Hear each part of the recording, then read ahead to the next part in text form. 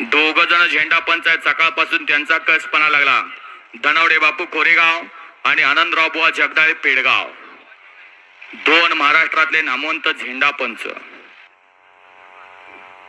गाड्या सुटल्या आणि लढत चालू आणि श्री ज्योतिर्लिंग देवाच्या निमित्त स्टेजवरील मंडळीकरांचं हिंद केसरी मैदान आणि या मैदानामधल्या 9 गाड्या सुंदर अशा पदात लढत चालू आहे.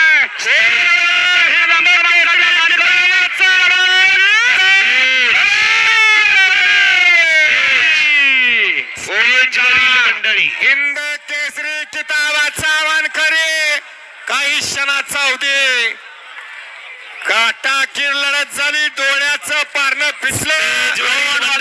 या स्टेजवरील मंडळी